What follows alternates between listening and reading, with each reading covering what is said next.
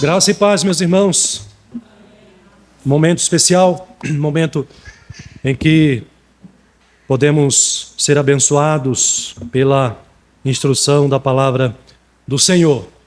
Como vocês puderam observar, nós vamos voltar ao texto que usamos na semana passada para a nossa pregação, e que está lá em Isaías capítulo 9, versículo 6, que eu peço que os irmãos abram, e nós faremos uma leitura a uma só voz.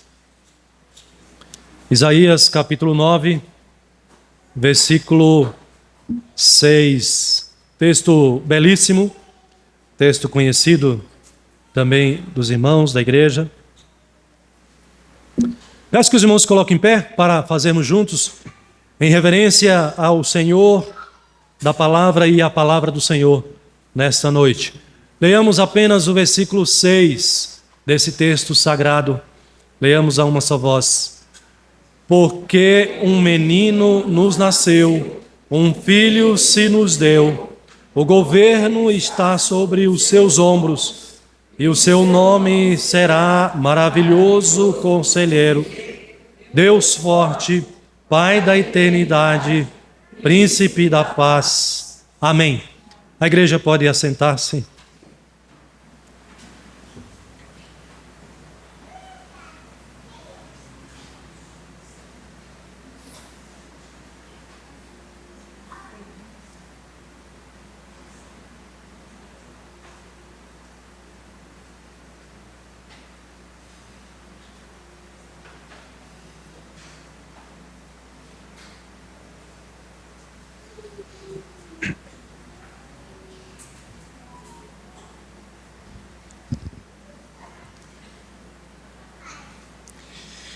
Amados irmãos, o que você faria se você fosse surpreendido por alguém chegando à sua casa, à sua porta, disposto a tomar parte da sua residência para ele habitar lá junto com você? Qual seria a sua reação se um estranho quisesse invadir a sua casa e tomar parte dela para morar ali dentro da sua casa? Imagina a situação. Qual seria a sua reação? O que você faria? Pensa aí, no teu coração.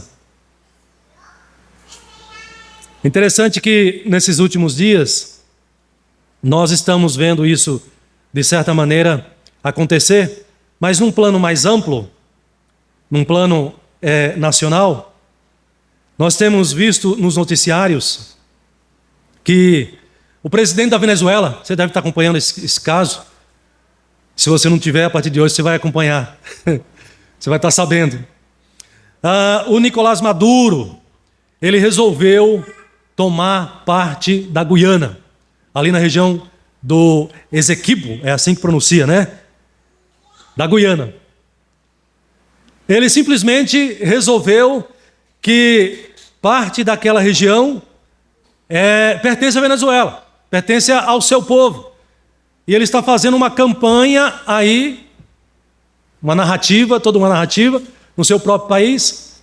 Isso tem gerado um desconforto, isso tem gerado uma tensão, isso tem gerado uma crise. E se isso de fato se confirmar, o que alguns especialistas duvidam, isso pode abalar a paz na América Latina e na nossa região aqui também.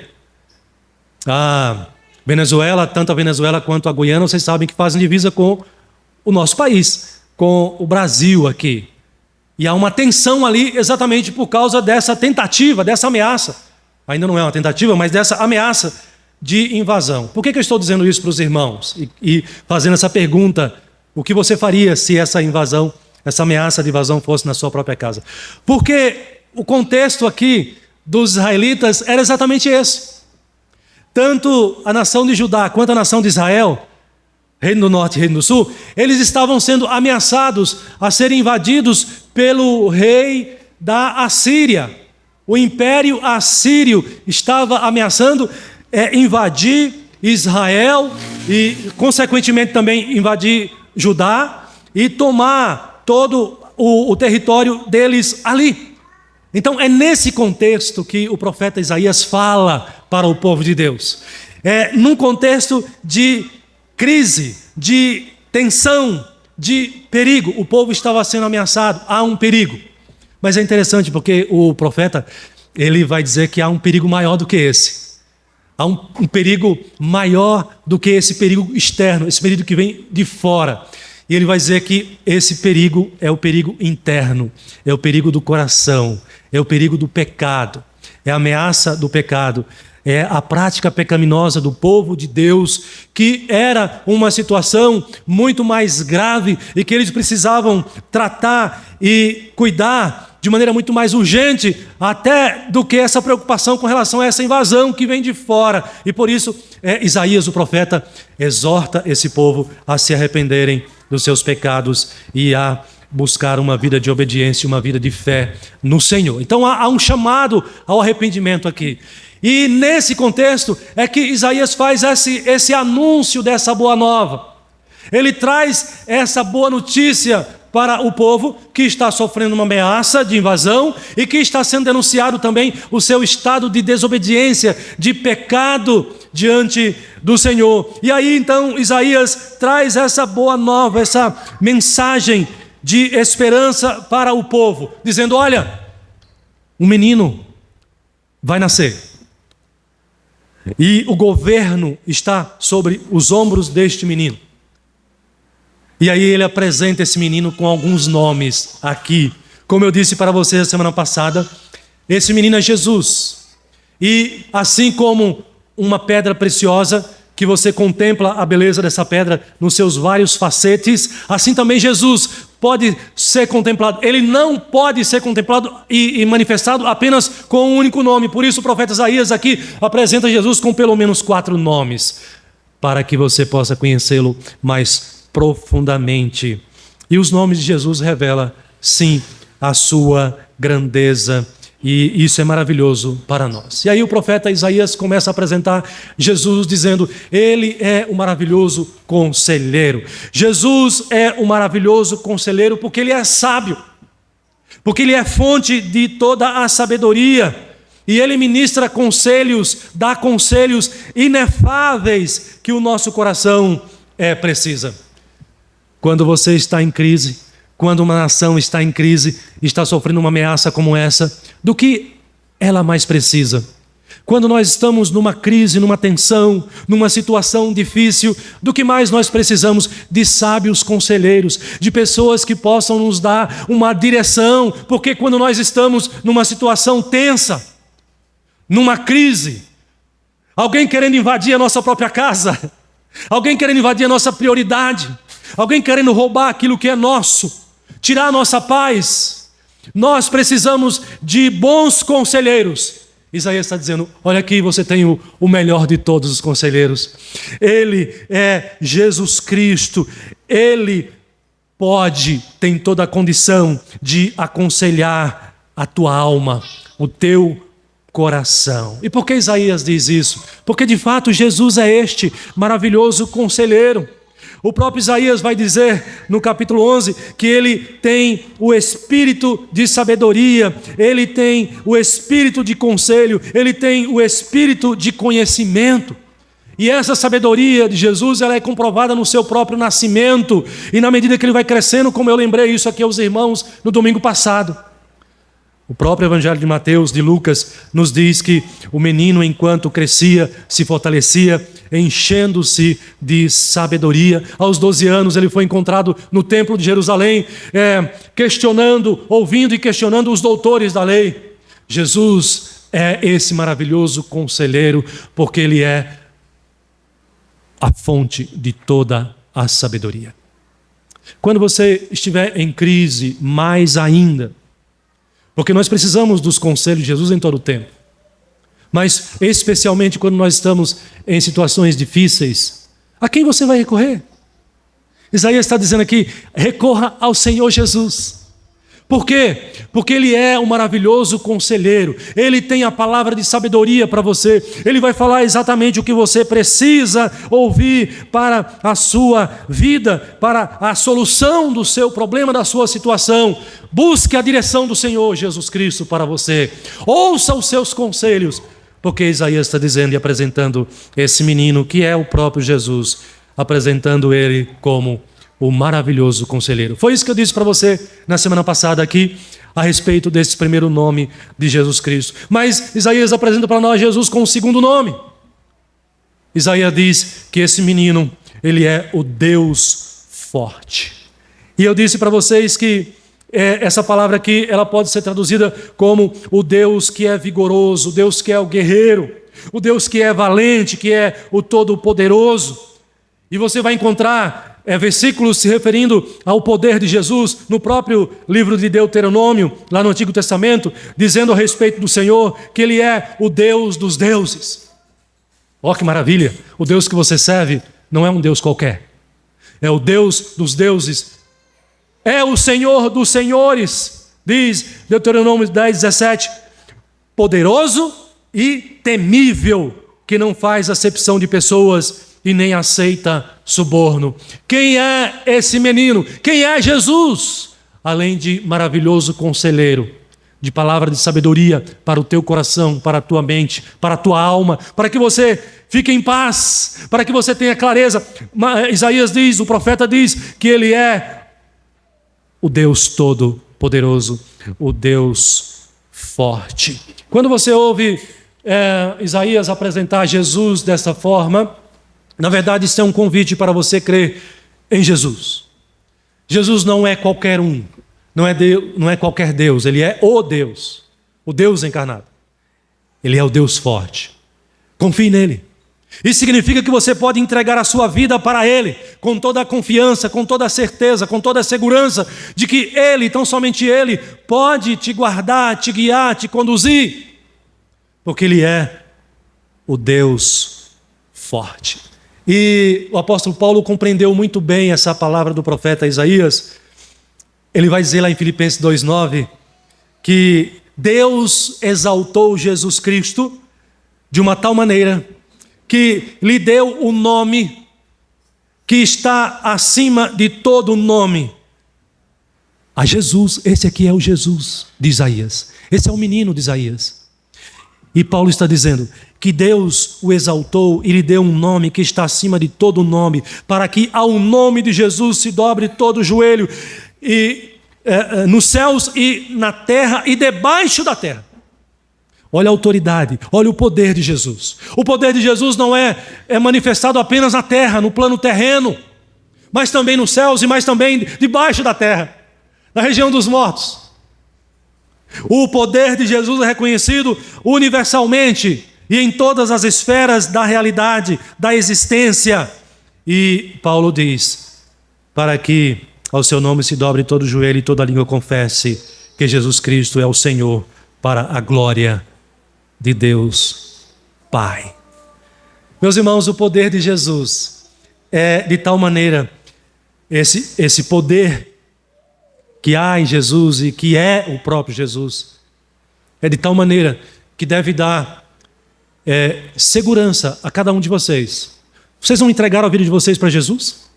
Vocês não confiam a vida de vocês a Jesus? Vocês não estão vivendo após a conversão, fazendo o que Jesus manda?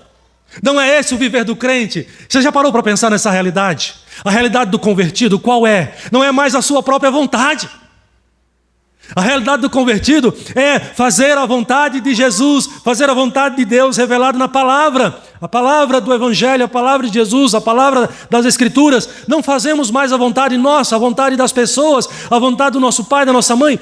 Nós seguimos a vontade de Jesus, porque nós confiamos nele, porque ele é o Deus forte, o Todo-Poderoso. Então, entenda uma coisa, a sua vida está segura nas mãos desse Senhor. Não existe ninguém mais poderoso do que Jesus, porque não existe ninguém mais forte do que Ele, nem na terra, nem nos céus e nem debaixo da terra. Você entendeu? Essa é a mensagem aqui. Se você não tinha entendido a semana passada, então agora você entendeu. Maravilhoso conselheiro, Deus forte, mas tem mais. E é essas duas que eu quero me deter um pouco mais aqui. Dois nomes de Jesus também maravilhosos, importantíssimos para a sua fé, para a nossa vida com Deus. Ele vai dizer que Jesus, ele é o Pai da eternidade. O que significa isso? Veja bem, Jesus, o menino Jesus, é Pai da eternidade. Significa que o Pai é o governante do povo. É interessante porque nas nações mais antigas, mas também nas nações de hoje, o chefe da nação, ele se sente responsável pelo seu povo. Ele exerce, de certa maneira, em alguns aspectos, o papel de pai. Ele se sente responsável pela segurança da nação, pela soberania da nação, pela subsistência da nação, do seu povo. Então, ele se sente responsável pela a sua nação, pelo o seu povo, como se ele fosse um pai. Porém, todo chefe de nação humano, ele é falho e ele é passageiro, ele é temporal. Percebe a diferença aqui de Jesus? Isaías está apresentando Jesus, dizendo que ele é o pai da nação, ele é o nosso pai, ele é o pai, mas ele é eterno. Ele é o nosso governante, mas ele é o que governa eternamente. Quantos impérios já passaram? A história nos mostra, nós temos conhecimento de grandes impérios. Você teve aqui um deles, que eu já citei aqui, o império da Assíria, um poderoso império temido. Logo depois você teve o império babilônico, poderosíssimo, temido. A própria nação de Israel, em alguns momentos, foi um império poderosíssimo, temido por outras nações. E o império romano? Também muito poderoso. Mas onde estão esses impérios? Onde estão o poder dessas nações? Todos passaram, e os chefes dessas nações passaram também, já não existem mais, porque são falhos e são temporais. Mas Isaías está dizendo, com Jesus não, com esse menino prometido é diferente. Porque Jesus, ele é Pai da eternidade. Ou seja, meus irmãos, Jesus, ele é o que governa para sempre. O seu governo não é temporal, não é passageiro, não tem fim, porque essa é uma característica dele próprio. Jesus não é como nós, não é com os homens, que nós passamos, nós temos prazo de validade. A Bíblia diz que nós vivemos até 70, 80, hoje alguns mais teimosos vivem um pouco mais do que isso, mas todos terão um fim, nós não viveremos para sempre nesta terra, neste mundo aqui. Mas olha como João apresenta Jesus no seu evangelho. No princípio era o verbo estava com Deus e o verbo era Deus. Jesus significa que Jesus já existia antes mesmo da existência deste mundo aqui, ser criado por Deus. Aliás, João vai dizer que esse menino Jesus aqui, esse Senhor Jesus, ele criou todas as coisas. Então, ele governa eternamente, porque essa é uma característica dele, esse é um atributo de Jesus, ele é eterno, diferente de você e eu, diferente dos governos deste mundo. Ele é eterno. E por ele ser eterno, ele reina, ele governa eternamente. Certa vez, Jesus foi trazido para as autoridades ali, para Pilatos, próximo à sua crucificação ali, bem próximo da sua crucificação. E Pilatos faz a seguinte pergunta, ele faz a pergunta para Jesus a respeito do seu governo, do seu reino, se ele era rei. E Jesus traz a seguinte resposta, ele vai dizer assim: o meu reino não é deste mundo. Se o meu reino fosse deste mundo, os meus ministros se empenhariam por mim, para que não fosse eu entregue aos judeus, mas agora o meu reino não é daqui. O reino de Jesus não é igual ao reino dos homens. Aliás, os discípulos se enganaram com relação a isso, os apóstolos se enganaram, porque eles entenderam, esperavam que Jesus era mais um governante, como era Herodes, como era Pilatos. Jesus diz, não, eu sou diferente. Lembra do anjo Gabriel? O anjo Gabriel foi um mensageiro importantíssimo para todos nós, para Maria, para José. Sabe o que o anjo Gabriel disse para Maria quando veio anunciar a respeito da sua gravidez e de que dela nasceria o Salvador? O anjo Gabriel disse assim: este será chamado Filho do Altíssimo. Este quem? O mesmo menino que foi anunciado por Isaías, o texto que a gente está trabalhando aqui, que vocês leram aqui comigo. Mas o anjo Gabriel acrescentou a seguinte informação, antes mesmo desse menino nascer. O anjo Gabriel disse, e aqui não foi um homem, não foi um profeta, foi um mensageiro de Deus, foi um anjo. E o que o anjo disse a respeito de Jesus? Ele reinará para sempre sobre a casa de Jacó, e o seu reinado não terá fim. Aleluia. Jesus reina para sempre, o seu reinado não terá fim. Ele reina para sempre. Significa que se você pertence ao reino de Jesus, você tem o governo de Jesus sobre você para sempre. Se você entende que Ele é maravilhoso conselheiro e que Ele alegra o teu coração com a sua palavra, que Ele é Deus forte e que por isso você está protegido, você então tem a sua proteção e a sua direção para todo o sempre, nesta terra e no porvir. Aleluia. Mas o próprio Jesus vai dizer o seguinte, olha o testemunho que Ele vai dar a respeito da sua eternidade. Eu sou o Alfa e Ômega, diz o Senhor Deus. Aquele que era e que é, que era e que há de vir. O Todo-Poderoso. Não temas. Qual que é o teu inimigo? Qual que é a tua ameaça? Para os de Esequibo, é Maduro, Nicolás Maduro. Talvez para você seja alguma situação, alguém, um contexto, uma tentação, uma fraqueza. O que Jesus está dizendo para mim e para você nesta noite aqui é: não temas, você pertence ao seu governo, você está sob o seu reinado. O seu reinado é para sempre. Ele diz, não temas. Por quê? Ei, presta atenção aqui. Ele está dizendo assim, não temas, porque eu sou o primeiro e o último, aquele que vive. Estive morto, mas eis que estou vivo pelos séculos dos séculos e tenho as chaves da morte e do inferno. Aleluia. Entendeu? Qual que é a questão aqui? Que Jesus está falando ao seu coração? Ele reina diferente dos homens. Você tem certeza que você pertence ao reinado de Cristo, que a sua vida você já entregou para que ela seja governada por esse rei e que reina eternamente? Então não há o que se frustrar. Confie neste governo. Olha que interessante aqui essa palavra de Isaías e de todos os outros textos que eu li para os irmãos. Jesus, ele reina eternamente, porque Ele é eterno. Isso significa que não pesa, não paira sobre nós ameaça que de fato se concretize. Porque nós pertencemos ao Rei que reina eternamente. Estamos protegidos no seu reino. E tem mais. Se Ele é um rei que reina eternamente, os governantes deste mundo, o nosso presidente, ele reina e governa temporalmente.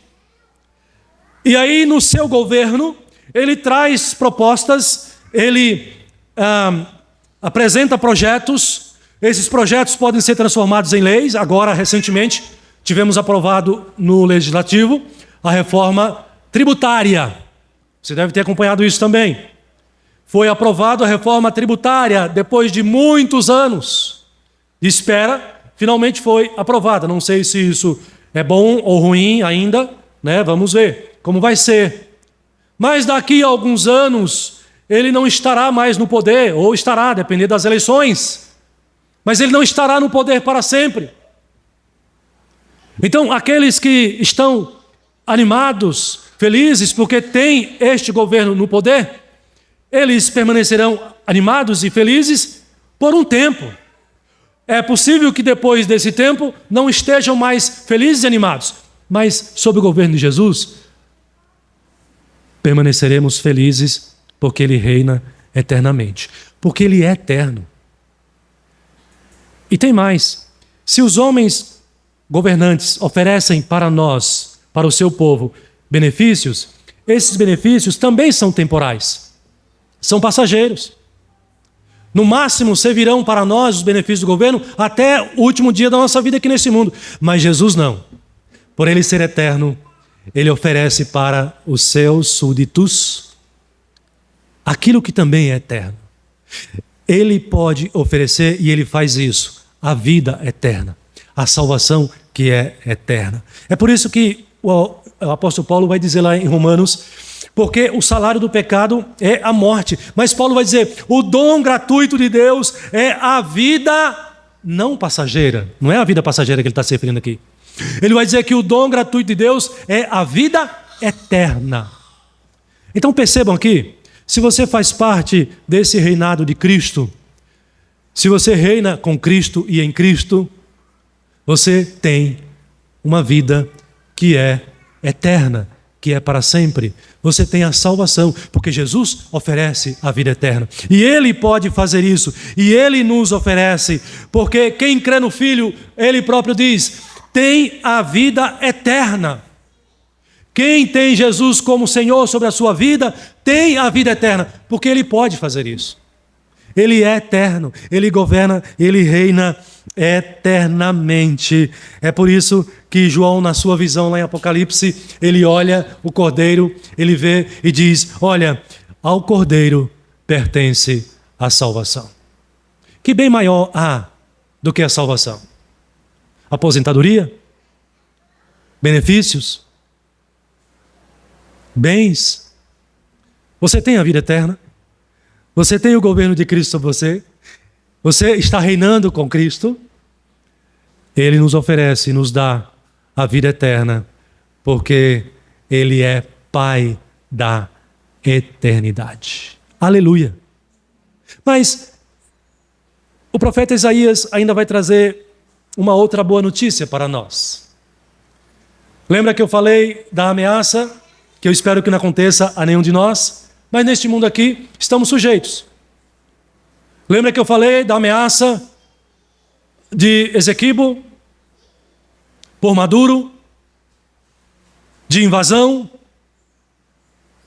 Nesse mundo nós podemos sofrer, é possível que passemos por situações assim, nesta vida, sob o governo dos homens. E muitos dos governantes ao longo da história, eles estabeleceram o seu governo na base da força, com violência. Olha os romanos o que fizeram. Olha os babilônicos o que fizeram. Olha os assírios como fizeram para ampliar o seu território, o seu governo. Mas e Jesus? Ele é o príncipe da paz. Ele estabelece o seu reino, o seu governo em paz, porque Ele é a paz. E você e eu, neste mundo aqui de aflições, de lutas, nós precisamos da paz de Cristo, ou não precisamos? Precisamos. E como é importante a paz de Deus. Você já deve ter experimentado muitas vezes a doce paz do Senhor Jesus Cristo. E quantas vezes nós precisamos da paz de Deus em nosso coração, diante de uma ameaça, diante de uma angústia. Você deve orar, e você já deve ter orado assim, Senhor, me dá a tua paz. Eu fiz isso agora há pouco. Nós fazemos isso muitas vezes, nós fazemos isso todos os dias. Por que nós podemos fazer isso? Porque o Senhor Jesus, Ele é o príncipe da paz. Ele estabelece o seu governo não com rebelião, não pela força, mas Ele estabelece o seu governo por meio do amor sacrificial. O que Jesus fez para ter você para Ele? Ele morreu na cruz porque te amou. O seu amor é fundamentado na paz, o seu reino é fundamentado na paz, no amor, e Ele te atraiu não pela força, não pela violência, mas Ele te atraiu por amor, pela sua paz, e agora você desfruta da paz do Senhor Jesus Cristo. É por isso que Ele ensina no seu Sermão do Monte, a que nós sejamos pacificadores. Ele vai dizer, bem-aventurados os pacificadores. E aqui já tem um princípio para nós aqui. Se você tem Jesus, que é o príncipe da paz, você deve promover a paz de Jesus. O que significa que o crente não pode ser brigão, não pode ser causador de discórdias, de divisão. O crente tem que multiplicar, propagar, frutificar a paz de Cristo, não só no seio da igreja, mas na família, no trabalho, na sociedade, porque ele é discípulo daquele que é o príncipe da paz.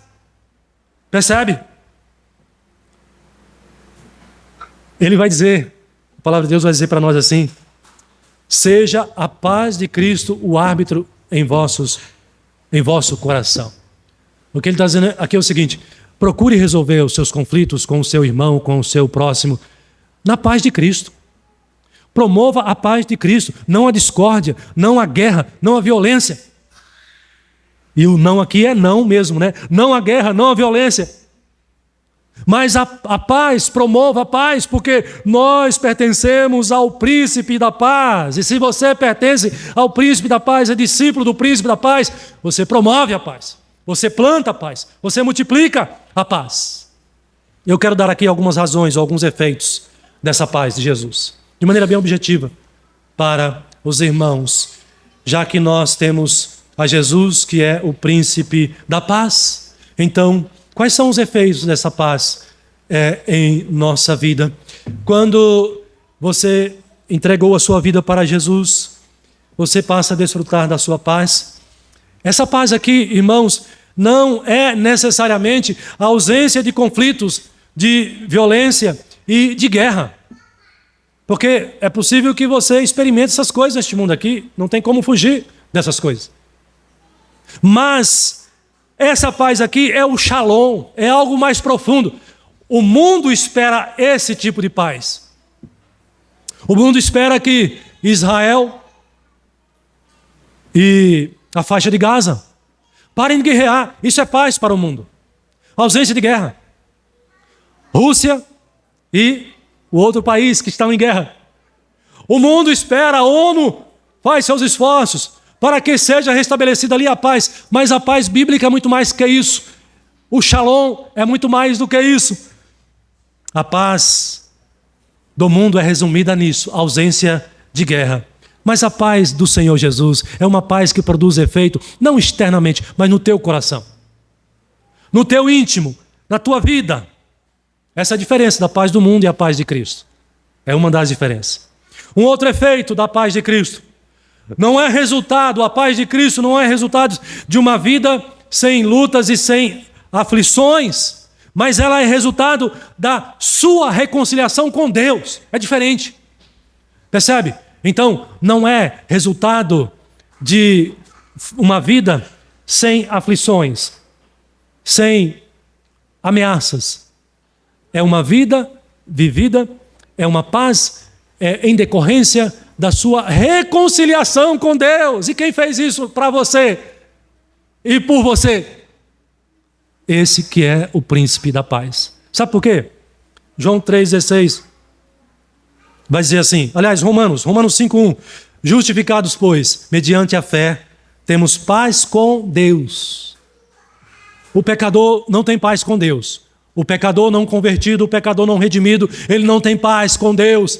Deus é o seu maior inimigo, o seu pior terror é Deus.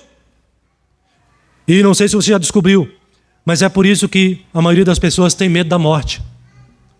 A morte é a passagem desta vida para a eternidade. A morte leva o ser humano, o pecador, ao encontro com Deus. E se ele morreu em pecado, se ele não foi convertido, ele encontrará o Senhor como seu maior inimigo.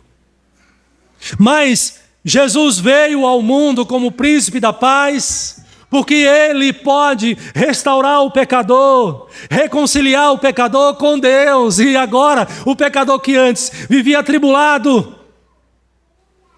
e sem paz com Deus, ele pode desfrutar dessa paz com Deus. Então, o Shalom, a paz que Jesus oferece, é mais profundo. Ela trabalha no teu coração, na tua alma, no teu íntimo. E ela faz você sorrir com a sua alma. Não é um sorriso apenas com os lábios. Não é um falso sorriso, uma falsa alegria, mas é uma alegria verdadeira. É uma alegria que satisfaz, porque você agora foi colocado nessa condição de reconciliado com Deus. E você pode desfrutar da paz com Deus. Um outro efeito dessa paz não é resultado de riquezas, de prosperidade material. Muitas pessoas acham que tem paz quando tem muito dinheiro na conta, no banco. Mas ela é resultado da sua comunhão e das suas orações com Deus. Percebe? É de uma vida com Deus. Quanto mais você desfruta da sua comunhão, da sua vida com Deus, mais em paz você fica. Mais a paz de Deus você desfruta. Não é exatamente isso que Jesus vai ensinar lá no texto que combate a ansiedade? Ele vai dizer assim: não andeis ansiosos de coisa alguma. A ansiedade tira a nossa paz, né? Ele diz: em tudo, porém, sejam conhecidas diante de Deus as vossas petições. Então, quando você tiver a ameaça da paz, da ansiedade, da angústia, da inquietação de pensamentos que começa a fervilhar na mente, e de sentimentos e vontade que começa a fervilhar no seu coração, de sentimentos que não são cristãos, o que você deve fazer para desfrutar da paz? Ele diz aqui: em tudo, porém, sejam conhecidas diante de Deus as vossas petições. Oração, comunhão, pela oração e pela súplica, com ações de graças. E aí ele vai dizer, e a paz de Deus, que excede todo o entendimento, guardará. Você quer ter o seu coração guardado na paz de Deus? Ou você quer entregar o seu coração à ansiedade, à tribulação, à inquietação? Ou você não vai resistir. Você não vai dormir à noite. Você não vai descansar. Mas é exatamente isso que o salmista diz: caiam 1000 à minha direita, 10.000 à minha esquerda, na frente, atrás. Não importa, ainda que eu ande pelo vale da sombra da morte, você pode passar por tudo isso em paz. Mas você precisa buscar pela comunhão, pela oração, pela fé, entregando a sua vida, o seu coração, suas angústias, seus problemas ao Senhor. E o evangelista está dizendo: qual vai ser o resultado disso? A paz de Deus, que excede todo o entendimento, que vai além do teu entendimento. Essa paz guardará o teu coração e guardará a tua mente. Duas coisas aqui importantíssimas. Quando você está angustiado, ansioso, atribulado, a ansiedade afeta o que em você, primeiramente? Se não é a tua mente, se não é o teu coração. Certeiro. E qual é o remédio que a Bíblia está dizendo aqui? Do príncipe da paz. A paz em Jesus Cristo. Essa paz, ela é resultado de oração, de fé, de comunhão, de busca. O que você faz quando você está ansioso, atribulado, angustiado com um baita de um problema? Fica perdido igual uma barata tonta?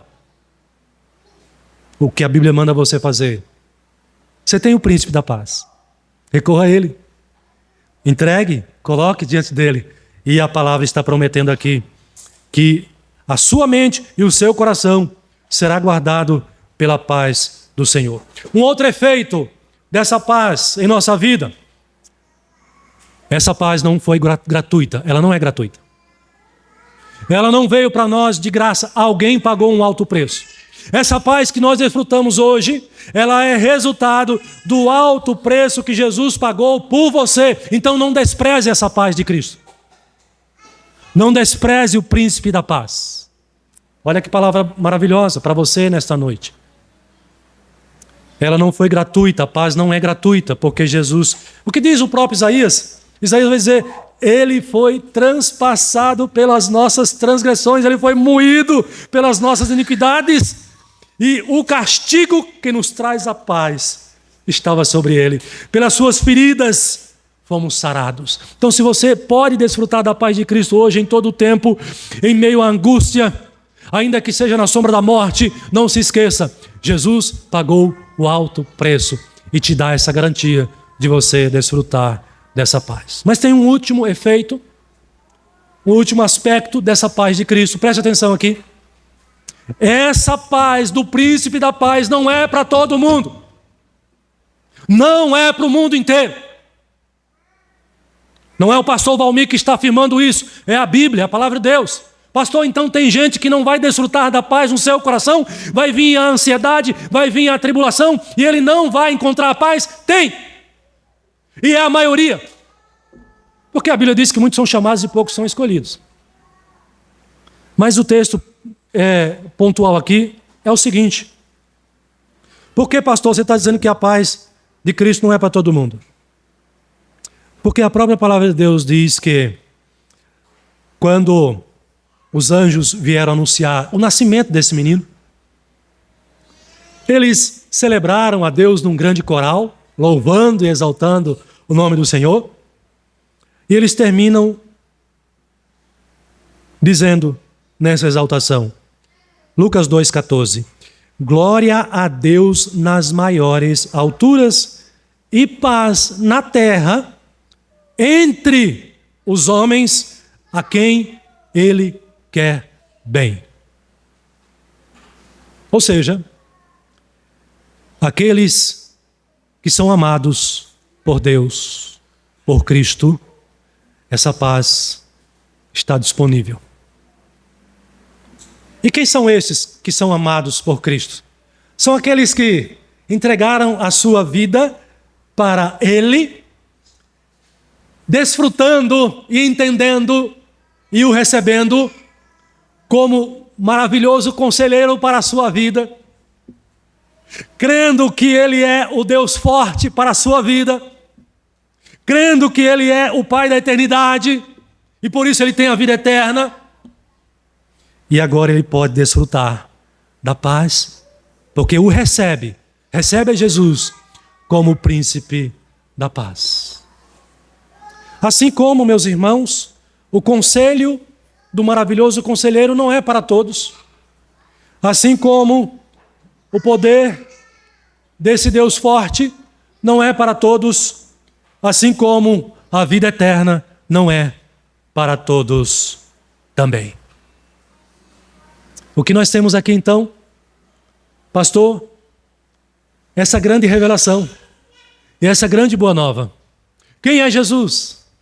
O profeta Isaías nos apresenta essas 4 facetas desse Deus encarnado e que você pode compreendê-lo melhor, conhecê-lo e confiar nele, entregando mais ainda a sua vida a Ele, desfrutando de uma comunhão mais plena e mais profunda, ao desfrutar dele como o seu conselheiro prioritário.